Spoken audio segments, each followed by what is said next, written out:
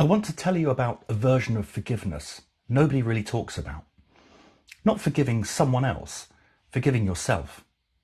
For most of my adult life, I carried a quiet, low-grade prosecution against myself that I didn't even notice was running most of the time.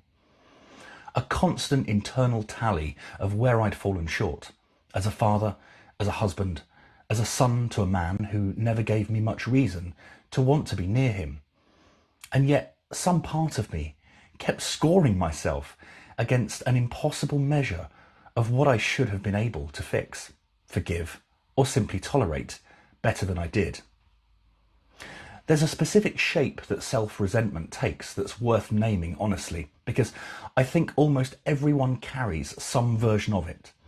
It isn't usually one big unforgivable thing. It's the accumulation of smaller ones. The time you snapped at someone you loved because you were exhausted.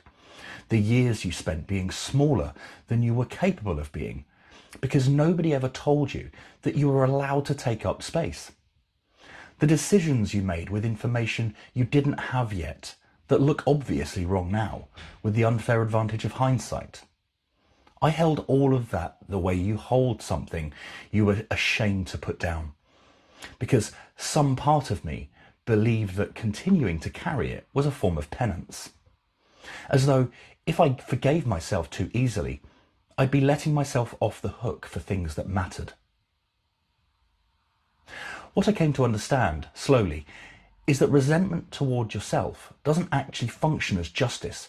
It doesn't make amends to anyone you hurt. It doesn't undo a single thing in the past. It just sits in your chest, taking up the exact space that could otherwise be used for being present with the people in front of you right now.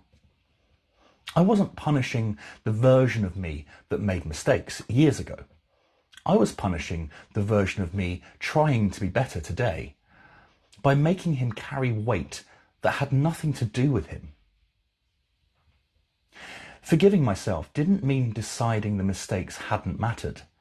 It meant finally separating who I was then, working with what I knew and who I was at the time, from who I am now. It meant understanding that a father who didn't know how to express love, because nobody modelled that for him, isn't the same as a father who didn't care.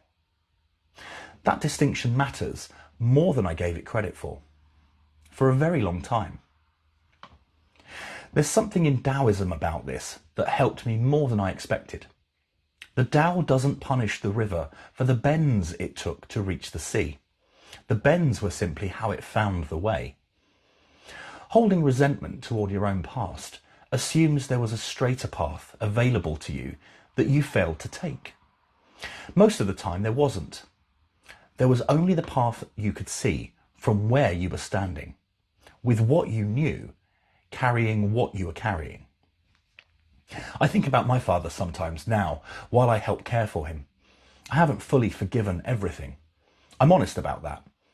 But I've forgiven myself for not always managing that complexity gracefully, for the moments where caring for him and resenting him sat in the same breath. That self-forgiveness, oddly, is what's let me show up for him at all. The hardest person to forgive is rarely the other person. It's the version of yourself that didn't know yet what you now know. Same blood.